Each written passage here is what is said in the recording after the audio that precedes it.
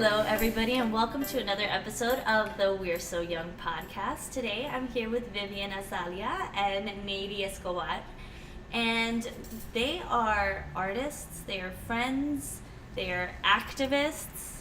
What are you guys? So tell me about yourselves. What to say? It definitely took a very long time for me to accept that I am an artist. I feel like this is definitely the first year that I've accepted it after my first solo show. Definitely do a lot of work. Started off in photography, then got into drawing, jewelry. This past year and a half, really big on like the ceramics and actually like figuring out like form and sculpture of pottery and of different types of clay. And yeah, pretty much have played with almost every medium: spray paint, drawing, fabric, everything. Been teaching for a really long time as well. Since I was 18. Different spaces, started off in different museums, but it's taking me to everywhere from juvenile detention centers to elementary to middle to high schools. And that's been fun. And in the last 6 years, I guess overlapping everything with the art and with the teaching, I've done a lot of work with dream offenders.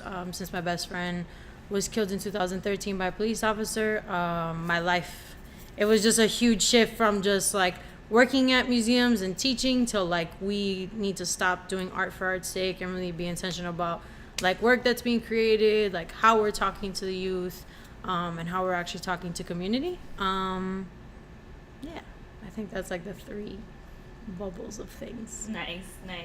What about you, Nady? Did I just talk about myself? Yeah. Well, Vivian actually exposed me to art as I was growing up. In high school, she photographed me, and ever since then we became friends. I was actually dating one of her friends, and that's how we became friends. And then she actually like photographed my sister's quinceañera. She became a really big part of my life, and until this day, she's still my friend. And we worked together in Kelsey for elementary school. And I actually didn't consider myself an artist until it was really hard for me to kind of come that and say, oh yeah, I'm an artist. I do photography, videography. She actually influenced me into the whole photography world. Also the spray painting, I went through that phase as well. It was awesome. I've done sculpting, and when I was little, I used to sing and act, and I danced. And I don't know, it's still a little bit new to me to call myself an artist, but working with the kids has influenced me a lot into growing and accepting who I am. And I want to be able to influence the youth and the next up-and-coming generation. So you guys both teach together, and you guys have taught separately as well. Do you guys have like a specific curriculum, or what is it that you guys teach in particular? It's been overlapping in a lot of the spaces. Like I've been able to use curriculums in different spaces. It's just had to been modified depending on the age group. But mainly when I was working at museums, it was definitely art driven. When it was a specific program, there was like gender specific programs, especially at like the juvenile detention center programs, the foster care programs, runaway home programs. It was like very gender specific that they were asking me to teach a specific thing. There was so many programs, so many summers with the Lightbox in Wynwood, doing a program with PATH, so teaching hip hop. So actually being able to do one of their stems of actually being able to teach kids graffiti and like the world of hip hop. And then currently at Kelsey Farr, it's honestly a mix of being able to like help the kids like express themselves and like be able to be that source of just like bringing in stuff that they're not used to, especially because there is no like there is an art class that they have once a week. It's like arts and crafts. Right. It's not really like creating and like being able to like do something freely. So I think that's definitely, I've been teaching there now. This August is going to be 4 years. So it's definitely been like a huge avenue to just like, what can we create together and how can we learn, and how like they've also like given me ideas of like, let's do this, Miss V, and I'm like, actually that's a really good idea. I'm gonna go get the supplies tomorrow. So yeah, isn't it great how kids can really help you collaborate with your own like the growth. way their mind is, It's it's amazing. like, as I'm telling you, they influence you and you don't even notice it. Yeah. You can be in the class and you're like, wow, I actually didn't think of that. You know? Yeah. She's taught kids how to take pictures. I taught kids how to sit down and edit a video. Yeah. Yeah. You know, how to speak in public or how to even communicate, because a lot of them are closed, Shy, you yeah. know? And being able to like express themselves through art, it kind of like, it makes you proud. You're like, Yeah. oh my God, look at my babies. They're Yeah. developing their own little world. Yeah. You know? And something that both of you guys do, which is so commendable, is you guys teach to underprivileged kids in underprivileged schools, and you guys are collaborating this summer with this particular program. Can you guys talk about that?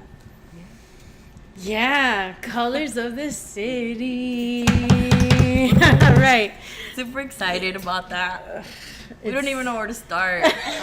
You know, when we think about it, I just think about like some of our students, and you know, we kind of get a little bit emotional as well, because you know, we really want this to go through, and you know, seeing them every day and having them excited about a summer program that, you know, we don't even know if it's gonna happen or not. You know, we're pushing, and that's what we want them to never give up. So we're setting an example for them, try to influence them, and you know, never give up. It's not about where you come from, it's about where you're going. Yeah. So this program you guys are trying to set up, it's a summer, is it like a summer camp? So it's a little. So just the background. I just had my first solo show this past April. It was called Colors of Azalia. It was called Colors of Azalia just because I felt like I was doing, like, my show had, all the walls were covered in 6 different photographic series. The middle of the space was covered in over 300 pieces of jewelry, over 30 pieces of ceramics, and then I dropped the lipstick collection that was organic and vegan and cruelty free. And it was just so many different stems of just like different parts of my life that I was like, okay, it's Colors of Azalia because it's so many different things and so many different mediums that I'm working on. And it was over 10 years of work. After the show, from the profits, I kept juggling, and I kept honestly talking with a lot of different people. I was like, should I rent a space and just do my own shop out of there? Should I, you know, what should I actually do with now the money that I have? And I had never sold my art. Every time someone said, oh, I like that jewelry piece, I'm like, here, you can have it, you can have it, you can have it. I'll make you one. Yeah, I'll make you one, or you can have it right off my, like, I was You gave one to like Rosario Dawson and yeah. stuff. But it became so, like, someone said they like, and I don't even think people knew that I did that, because it was so many random people over so many years, over 7 years of making jewelry. And it was some people that didn't even know that I would give it away, and they would be like shocked, like, oh my God, really? And I'm like, you said you liked it. Do you like it or not? Like, if you don't like it, I'll keep it. If you like it, you can have it. I can make another one. And I never would, because I always felt like one of ones were special. But yeah, after the show, I kept thinking, do I want a space? What do I want to do with this money? And I was sitting with one of my kids, Rosemary, and I kept asking her what would she like to see in the program that we're at Kelsey Farr. What would she like to see different? And she's just like, just more like more arts and crafts and more projects and like more time to do projects. I feel like it's such a short time that we're with you guys. How old is she? She's in 3rd grade, so she's 9. 9. And I was just like, man, like, if only we could have more time. And then that's kind of when it hit me. I expressed it to a few people. I was like, it hit me like a ton of rocks. It was like, oh, Yeah. a summer program that we're gonna do. It was just like boom, like it just fell on me, like, summer program. But I didn't want it to just be a regular summer program. Like, the first day I was thinking about it, I was like, to make a regular summer program and just have it be that, I feel like it's not going to carry as much weight to the youth involved, to the families that are involved. Like, how can we actually transform their life for the next 5 weeks in the summer, or for 5 weeks in the summer? And that's why I want to use more of art residency rather than art summer program, because I want it to be a residency. I want them to definitely have agency of the things that they're creating. Each child participating in the summer art residency will be receiving $400 over the span of the 5 weeks for them to be purchasing the materials that they need. So yeah, the curriculum is I've divided it between the first week of doing a lot of research, like what do you actually want to work on, going to the actual art stores and buying the supplies that you need, but with like our support, like this is for this is for that, and having people already in the store, like hands on deck, that will be ready, bringing in local artists to also be like, support in that way when we go shopping, for them to be like, oh, this does that, and breaking it down so that they're able to choose either one medium to five mediums over the course of 5 weeks, having the goal of 5 pieces per student at the end of the 5 weeks, so that we can actually have a show with their work. So it's also teaching them like budget, financial literacy, because we're doing a bunch of research, and then throughout the summer definitely doing trips to local spaces, studios, spaces like the Bakehouse, spaces like Elite Arts, recording studios, and then also bringing in artists that can do a ton of, like, the curriculum has literally been broken down that every morning we start off with yoga, meditation. The food is being provided by different folks that do vegan and do vegetarian food that I've brought into the space that I know that the kids enjoy, that they don't even taste sometimes, that is meatless. So I've been able to trick them. But also bringing in artists that can do poetry. She also does a lot of writing, so bringing in folks that do poetry, so it also supports the work that she'll be doing as far as journaling and asking the kids every day, so that they're actually writing down how they feel about the work that they're creating, or like, do you like what you're creating? If you don't, you can switch it over to something else. Like, we can choose something new. Like, every day is gonna be a new day for you to like continue with something that you were working on the day before, and just be like, X this, I don't like this isn't fun for me, what can I actually create? But actually like set out goals and figure out how, with like the flow of things, these students can all be on the same page. And also with the folks that we'll be bringing in, because we have people that do pottery that are going to come in, people that do tattoo work, people that do music. We have like a whole music week set out for them, a whole behind the scenes. So like actually going to a film shoot, a photo shoot, and like seeing what that actually like it takes. Editing, we'll be giving each child a camera, a film camera the first week, and if they want to continue with that, because we felt like that was our foundation for both of us, so we felt like start them off with that. If they want to continue that, then that can be a part of their budget. But every child, like, it won't be a part of their budget their first week to actually purchase the camera and the film, but if you want to continue, it'll be a part of your budget to buy your film and have those things developed out of the $400 that they get. Yes, correct. Yeah. So that's beautiful, you guys. I'm like, so you guys have a goal, a financial goal to reach. Correct. And you guys started a GoFundMe. Kickstarter. A Kickstarter. So even harder. Yeah, Kickstarter. When is that deadline? June 6th. Perfect. So, do you have the website available? Can you say it out loud? Yeah, so it's bit.ly. I made it easier because I know. bit.ly, Colors of the City, capital C for colors and capital C for city. And yeah, you can donate there. And again, this link will be available through the podcast description, as well as if you go to www.we'resoyoungpodcast.com in the Meet Our Guest section, check out the link. It'll be linked onto theirs if you want to donate. That's great, you guys. And what is your goal? What is the minimum goal that you're trying to reach? Right. Because you want to get more than what you... Right. The minimum right now is $20,000. Okay. $20,000. Well, let's make it happen. Let's do it. That would be great. So, okay. It's amazing to me how much you guys, you're so big on giving back to the community, and that's a big thing as to why I wanted to have you guys on the podcast, because I think that there's been a lot of things in your personal lives that have led you to be here, you know what I mean, and to want to give back so much. And you kind of touched upon it in the beginning, but can you say what's kind of like led you here? Because the whole point about this podcast is like people who go through really intense and don't let it falter them, you know, and inspires them to like make a change. And I think that you're so big on that, you know. So can you explain kind of what has gotten you to where you are today? And I know obviously art is a big part of it, but like what was this progression for you guys to be such like inspirations to the youth? I think it's super ironic that we're sitting on 125th Street.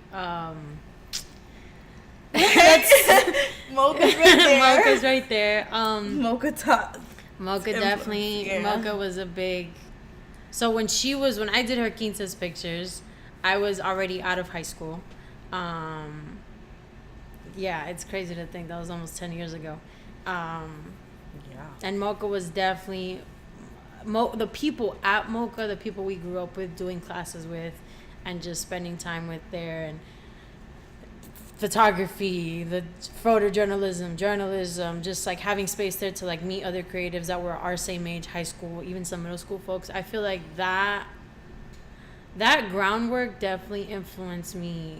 For like the boss and the team that worked there at that point definitely influenced me to not only get out of just the framework of photography, but just do it, just try it.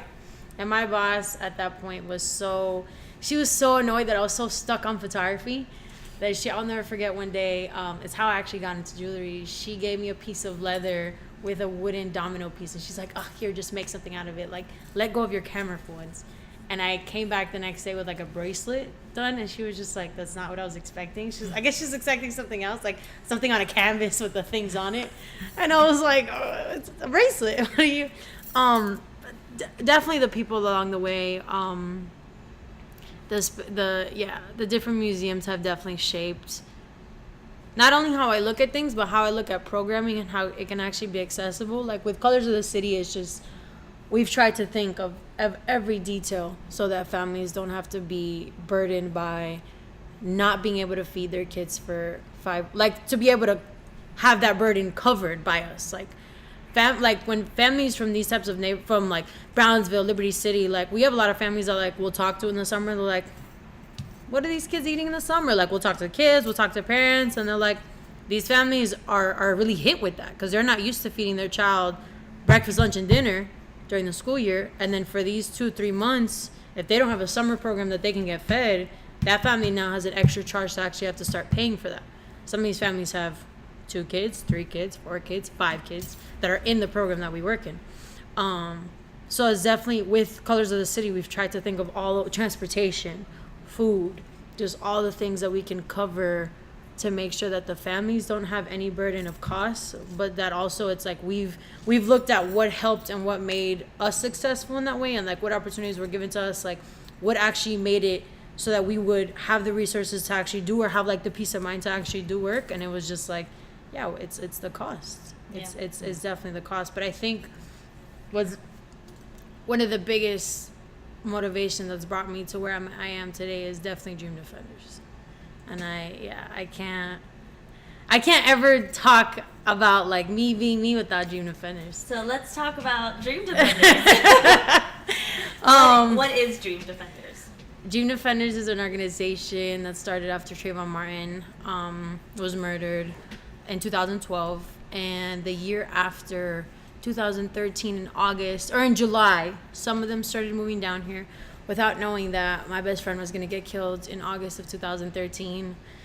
And it was just a perfect, it was just crazy. So many folks had moved down. So many folks were getting ready to move down from like northern Florida, central Florida, to Miami, just for different reasons, because they were originally from here, because this was like the place that was calling them. And Dream Defenders came into my life and helped with every single detail of a person getting killed by a police officer, from legal fees to figuring out lawyers to just vigils and protests, and figuring out how could we target the right people, state attorney, chief of police, how could we uncover who the police officer was, how could we just do all the things and make sure that the police department of Miami Beach would not only know that Rifa's death wasn't going to be in vain, but also that there was a community of people that weren't scared to stand up to them and like fight for justice. And a lot of those folks at that point were undocumented, including Rifa's family. They were definitely undocumented at that point. So it was definitely like, it was crazy. It was crazy times. And looking back, I've been with the organization now going on 6 years. It's going to be the 6-year anniversary this August. I could never repay what that organization has made me feel as far as support in all aspects, family, financially, artistically, emotionally, and mentally. Like, they've just supported so many avenues of things that I've needed.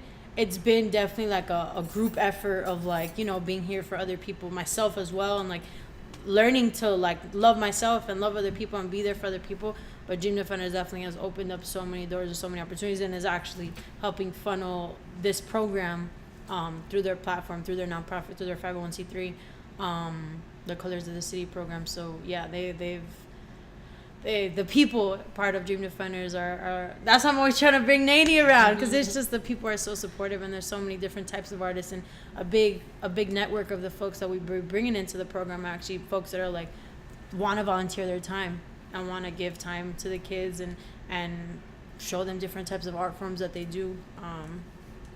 But yeah, the first 2 years of Dream Defenders was definitely police brutality work and figuring out RIFA stuff and figuring out other cases that were happening in Miami with Laval Hall. Can you talk about who is RIFA for people that listen that are not from Florida? Yeah, so RIFA, like I said, he was murdered in 2013 by a police officer. He was murdered for doing graffiti on an abandoned building on 71st and Collins. He was an 18-year-old Colombian living in Miami Beach. He went to Beach High. And yeah, it was 4 a.m. He was painting, and the cops spooked him and his friends. His friends ran off, tried to warn him. He ran off, and when they finally caught up to him, they ended up beating him up and tasing him. I honestly feel that's why it became such a big, such a high-profile case, because he got tased, and it was one of the few cases around the country that someone had actually gotten killed from a taser.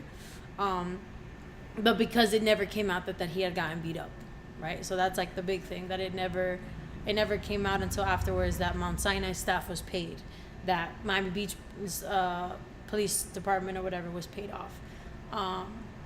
But yeah, Rifa was an amazing artist in his own right. Definitely very much separate from the graffiti work that he was doing. He actually kept saying that this wall on 71st that he painted was going to be the last wall he ever painted. He was a photographer. That summer was helping out with this woman named Heather. It's actually how he met his girlfriend Alexandria to dress people at photo shoots. Oh, cool.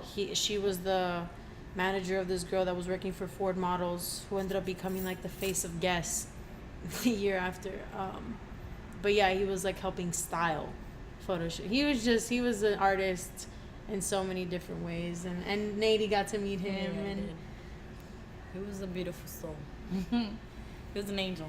Yeah, like, you can meet him and he was already like, hey, yeah, let's go, you know. Yeah, and that obviously was not easy on anybody in that situation, but I feel like that you are the person that you are today, and you are this like strong, giving individual because of everything that happened, and you Dream Defenders is something that helped you through that, is what basically what you're saying as well. 1,000%, 1,000%. Yeah. So if people are interested in Dream Defenders and maybe joining, what's a way to come about it? Is it only in Miami? Is it an across the country organization? We're a statewide organization currently. I say currently because hopefully we'll grow.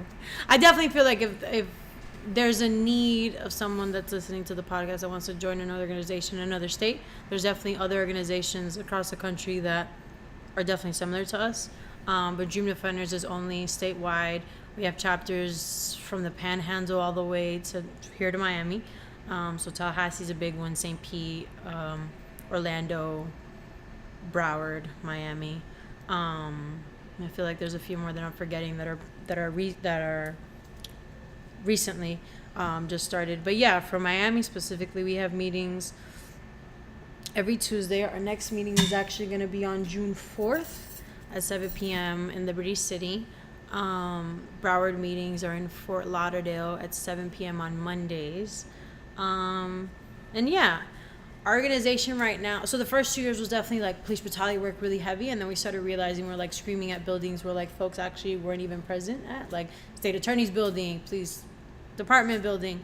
So we started figuring out like how we can actually like shift what the work actually looks like, and then the Freedom Papers came from that. The Freedom Papers is this like vision of Florida, and like the symbolism is these are the papers that people received when they became a freed slave.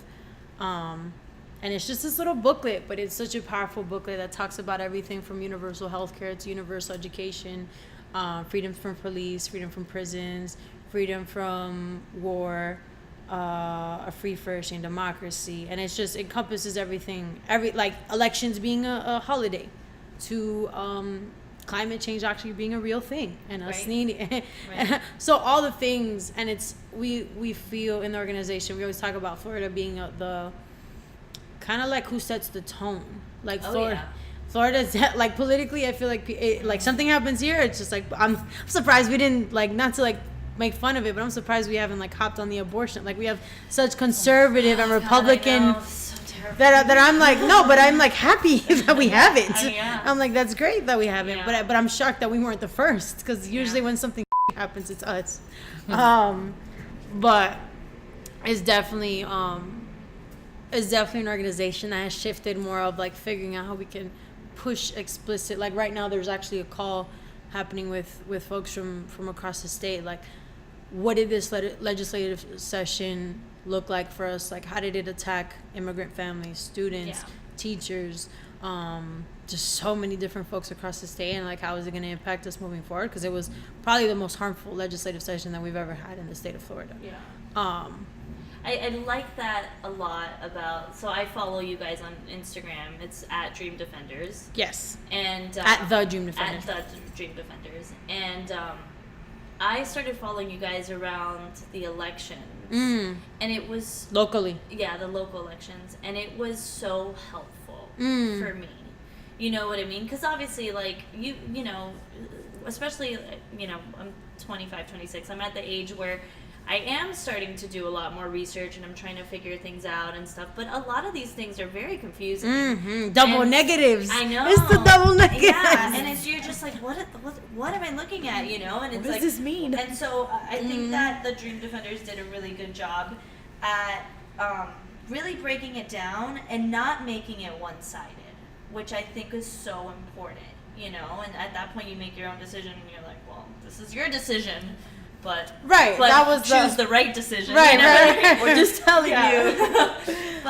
But yeah, so it is a really nice vessel. Even if you just follow them on Instagram or something, or on Facebook, just like follow this organization just to be informed with what is going on, you know, and because you know, we're from a state that's so immigrant driven, you know, and a lot of the time, you know, we come from a lot of us in this generation come from people that were first generations here, you know, and so our parents might not know.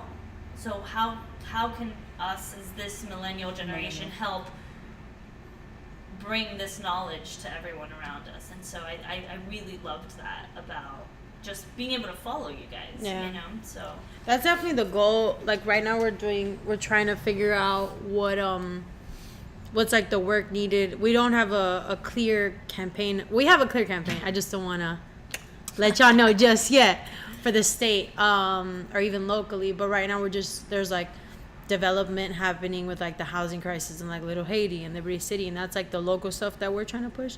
But definitely the goal for like 2020 election is going to be the same thing that happened with a gubernatorial election that just happened this past November, and just make sure that people are super, super clear on not only what's going on, but like what's being pushed and like what's the agenda of each candidate, because we have so many folks that want to run, that want to be, and not even just for presidential, but just for seats, for commission, for District 1, District 2, District 3. There's so many districts in the city of Miami, in Miami Gardens, Pembroke Pines. There's just so many folks that want to run. So just really making sure that we can, I don't know about all of them, but just having the largest range of like an assessment of all these different areas, and who are the folks that we're like, we pretty much align with what you're saying, or we don't, because it's gonna be so hard to decipher. Like right now, North Miami just had their elections May 14th, and it was so hard to just even break down what each person not only had, but who to even like vote for. But definitely we want to do People's Assembly coming up in September, so bringing out folks that are our generation and being like, what do you all care about? What do you want your candidate to actually be talking about? And we want to potentially do a debate with all the presidential elections for the Democratic Party, and invite those folks out and host it and have Dream Defenders host it for the state of Florida, at least for a year down here in Miami, or host it somewhere in the state of Florida, and be the platform that is just like, okay, this is like our generation is going to be the generation that's voting.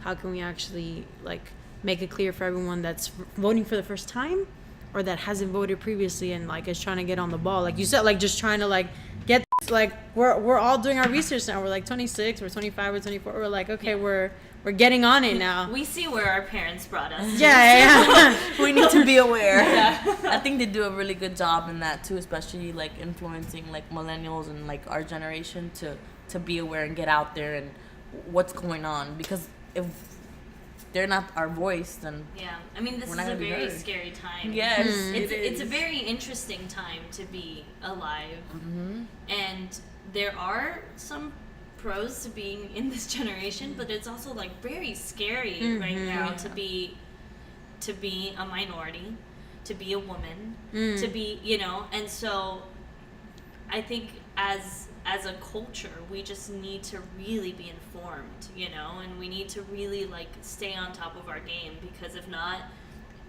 Alabama happens, you know. So, you know.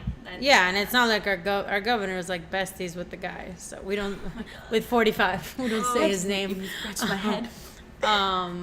But it's like yeah, our organization. It's just like even colors of the city. Like it's the reason that, and I didn't touch on this before, but the reason that there is no summer camp is like a direct decision that 45 made 2 years ago. And I explicitly remember telling my kids that are now in 4th grade that were then in 2nd grade, like, remember this moment. This moment will affect you in 2-3 years from now, and we will not have. I don't even know if I'm still gonna be working here, because our grant is through, like it's through an art grant, right? Yeah. It's like TCT, but it's also through the National Endowment of the Arts, and that's what covered PBS and PR. Like it covered so many, and it's. Yeah. I'm like, guys, like this is why we don't have like we need a summer camp. Like these youth literally don't have a summer camp, because so it's like a form of also resistance. Like how can we be community driven, resist the fact that they're trying to take things away from our communities, and actually have like the power to be like, no, F you, we're gonna do this. Like we are still gonna do this whether y'all give us the money or not. Yeah, that's amazing. That's amazing. I mean, it directly affects everybody. Yeah. I feel like everybody who listens to this podcast or is artists in some way or another. Yeah. So, like, yeah.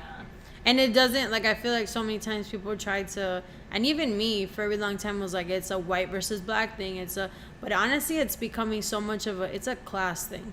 Oh, yeah. Like, where are you in the social yeah. economic level? Like, where are you? And sometimes, there's a lot of like white poor folks that don't get it, and it's just propaganda for them what 45 puts out, and they follow through. And then sometimes there's white folks in the poor class that are just like, no, actually it also is affecting us as well, and we actually want to throw down with black and brown folks and actually see what we can do like collectively. And I've seen it like there's organizations like DSA, Democratic Socialists of America, that are like been throwing down with us for almost like a year now, and like have been a part of our Dream Defender spaces. And I'm just like, yeah, you all like align with us at that like 100%. Like everything that you all are seeking is completely aligned with what we're trying to do, and like trying to have like a free and not an equal vision for Florida, but an equitable vision for Florida, right? Because that's like such a huge. People always think about equality. It's just like it's not equal if you're giving a rich guy $1 and giving like someone that works for dimes on the hour $1. Like you actually need to be giving the person that is getting paid less more. Right. And it's like about being equitable, not about being equal. Yeah. Yeah, I agree. What are some challenges that you've faced throughout this journey in the last 10 years? What's something you can like pinpoint that you've had to like overcome? Believing in myself. Yeah, I mean that's why it took 10 years to put it out. Yeah, I think that was kind of my issue as well. And like not having the support that you want, at least from like your families, your friends. You know, like being in high school, like everybody would look at, well, I think because I was kind of popular, so people would put you in a category, yeah. you know, like, oh, you're weird because you're hanging up, you know, you're artsy and you dress that way and all that stuff. Like, I think the lack of support, and especially like working with these with these kids, you see it all the time. Yeah. Some of them are raised by their grandparents, their aunts, their uncles. We never see their parents because they're either in jail or, Right. working to put food on the table. But I think that had a lot to do with my confidence and believing in myself, because I didn't have that energy around me, like pushing me, or a teacher saying, oh, go for it, do it. We tell our kids all the time, do it. Never give up. It doesn't matter, because they're like, oh, I messed up. There aren't no rules to art. Yeah. It's just a way of expressing yourself. That's the beauty of it. Yeah. You can just express through. Yeah. It's like with theater, I teach kids and I'm just like, you're in a safe space, like in rehearsal, you're allowed to mess up. Like, you are allowed to mess up, and you're allowed to, like, have a moment where it's cathartic and where it's just like, just let all these emotions go out in whatever form, and That's the beauty of it. yeah. But that's but that's amazing, because like, look at where you guys are now, and the confidence, I think, is something that everybody Struggles with. in their own sense, and you guys are so inspiring, because you say, it's taken 10 years, but you're here, you're doing it, every day, you influence your kids every day. They're like, Miss V, what are we doing? And you're gonna, and the beauty about things like that is that you're gonna continue to grow, and you're gonna continue to learn, and you're gonna continue to, like, become this better person, and feel more confident about it. So that's great. So what is something that you guys would tell yourselves in 2013? I graduated that year. So 6 years ago. 7 years ago. What I would tell myself? I think I'd tell myself to take it a lot slower. To take it a lot slower. There were so many. There's like small moments where folks still come up to me till this day, and they say they met me back then, and I don't remember. I don't remember at all. And I'm a really good. I won't remember your name if I meet you one time, but I'll definitely remember. I'll never forget a face. So I definitely feel like there was so many. Not even just like the meeting people part, but there was so many more lessons I could have learned that could have probably helped if it wouldn't have had to have been such a rushed. It wasn't even the fact that it was a rush thing. It was just we were all moving so fast. Everything was happening at once, and then that following year Rick Scott was up for re-election. So I would have been like, just take us, yeah. That's another he who should not be named. Right. Baltimore. Baltimore. Yeah, no, it was just, everything was just happening so fast. And people were telling me, take it slow, breathe, take it all in. And it's just, I got hired that following year in 2014 to work with Dream Defenders. So it was just, I wish I would have taken, because I can't believe it's been 6 years. I just wish I would have taken everything a lot slower to appreciate more. I definitely appreciate it looking back, but I think I should have been more present. Being present would have definitely been. I don't know what I would tell myself. That's hard. You graduated. What were you thinking? Senior year of high school. Come on. Well, I didn't want to go to college, so definitely tell myself to go to school. I don't know. That's a hard question. It is a hard question, yeah. Let me see. I'm trying to remember like my state of mind when I was a senior. Definitely like, don't give up. Don't give up. Don't worry about what anyone has to tell you. People are always gonna have opinions, especially in the art world. You're always gonna be criticized. I think I would just tell myself, don't give up. That's great. I mean, that's like honestly. Because that was at a point in my life where I was like, I don't know what I'm gonna do. Am I gonna go to school? I don't have the funds. Right. You have your whole bachelor's now. I'm a first generation student, and I'm like, don't give up. Yeah. Just keep your head up, keep going, because at the end of the day, like, even if it was through loans or anything, like, I still have my degree now, and you know, I made it this far. Yeah. She went to go study in New York for a Yeah, semester. I did a lot. I've done a lot. And until now, like, when I look back on it, I'm like, wow, I have actually done a lot of things. And sometimes I'm like, I complain about it. Oh, man, I want to do this. I want to do that. And I feel like I don't get enough. Yeah. So I guess, yeah, it goes with, like, with her, like, take it slow. Take it slow. Enjoy it. Because now I'm like, I wish I could go back to college. I wish I could go back to high school and, like, Oh yeah, high school for like, sure. High school was the best. It was the best. It was a good experience. Mind you, I was like younger than her. She was like about to graduate, and I was like getting in. So it was a good. Yeah, we can go back. Yeah, take it slow. Jinx. Yeah, take it slow. Be present. Yeah. I like that. What's something new that you guys have done recently, aside from your show? Because you've already brought it up, so you have to say something else. Yeah, I think for me, in the last year, so it's been two things actually. In the last year, it's been pottery. It's always, or ceramics. It's always been something that I wanted to work on because I feel like I feel it's so connected to my Peruvian background, just like in my household growing up, just like all the little trinkets, and it's just always been something that I wanted to like mess with.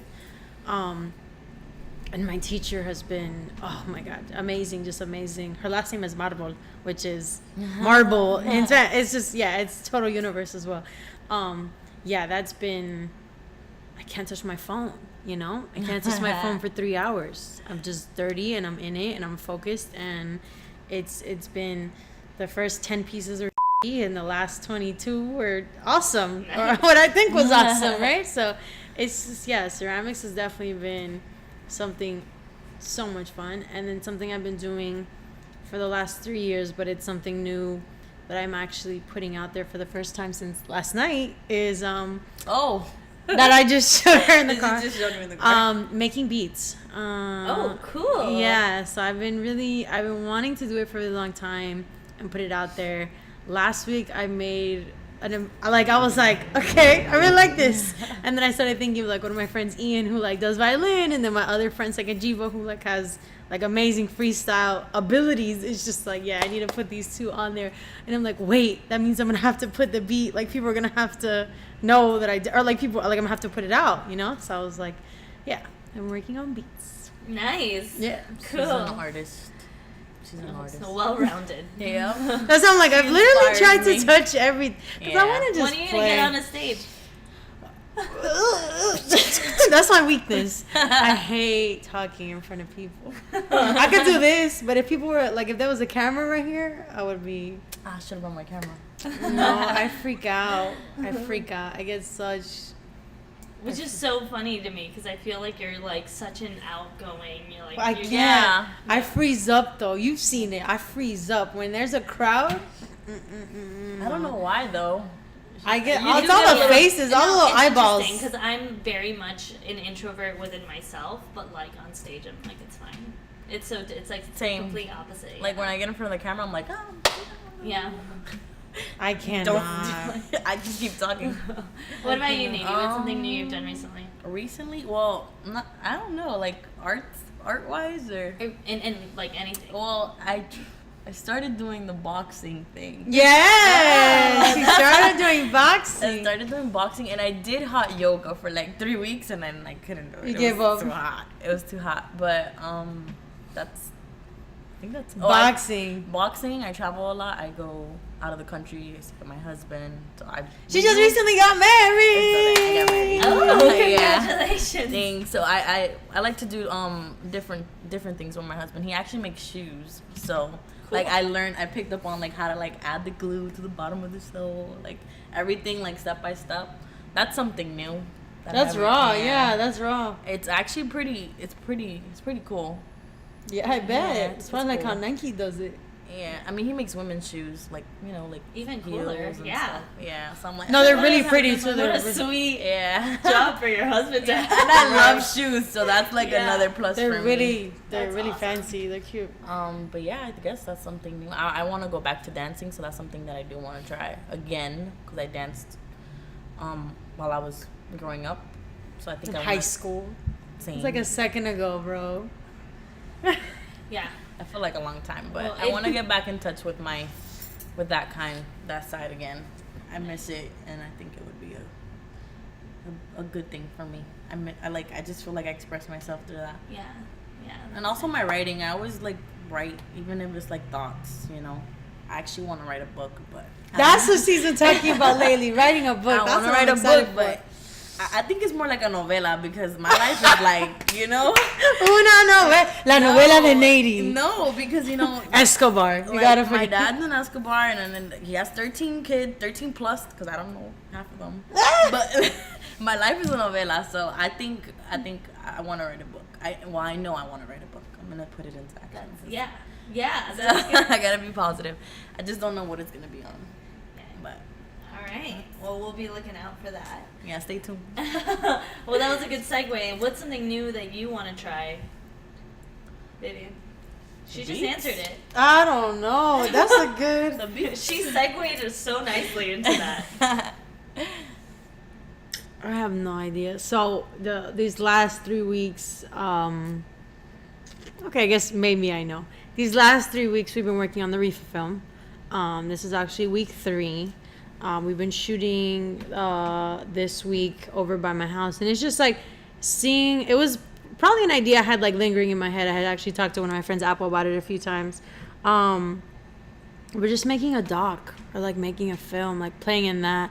And not so much being the person that's holding the camera, but like being able to write it and being able to like, you know, put down on paper like what the idea is and what the plan, a vision for something like that would be. Because it's so wild watching.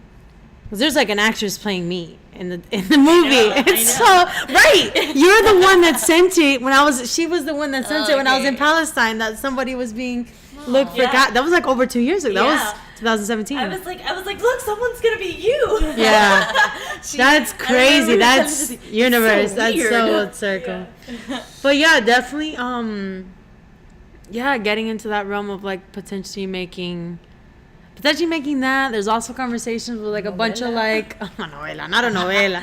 You know. There's conversations with a bunch of friends that do like music and stuff to do I don't even know what to call it, 'cause I don't think something like this has ever existed, but like do a producing type of day where we bring in producers, music engineers, rappers, singers, videographers, and just have a weekend of staying somewhere, creating music, having like a jam session, but actually having a 2, 3 minute, 4 minute song that all these different artists are on that can actually be produced. So cool. Right, but like because we a have whole so film many thing. people that like we have people in our within our space that like do drums. We have one dude that does violin, saxophone, Singers. poets, trillion singers, Beautiful. poets, rappers, like just amazing. Like, you know, the separation of like a person who can freestyle and the person who can like write, like both. Like it's just amazing. Beatboxers, dancers, all the different types of things, and stylists. And there's just so many people in our circle that just like actually putting something like this together. It seems so easy. And I've been talking with the director of the film, like just to bring it back to like someone to score the film, like score the music of the film. Like just thinking of like our network of like someone needs to just get on this, like someone we know just needs to do something like that and just be put on in that way. But music, film, I don't know. I think that would be a good thing for Miami too. Like, you know, get everyone together, and because there's different kinds of music and poetry and just getting everyone together. Like, call me, girl. Oh. I'm gonna call you. I'm gonna have my people call your people. You stupid. All right, guys. Well, that concludes our episode. I'm so grateful that you guys made the time to come and hang out and talk. And thank you so much for doing this. Yay.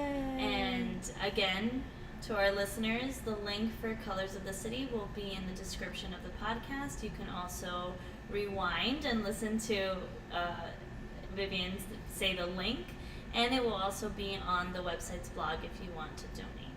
Yay. Thank you. Thanks again for listening to the We're So Young podcast. Like what you've been hearing? Help spread the word. If you haven't already, subscribe to the podcast on iTunes, Google Play, Stitcher, or wherever you get your podcasts.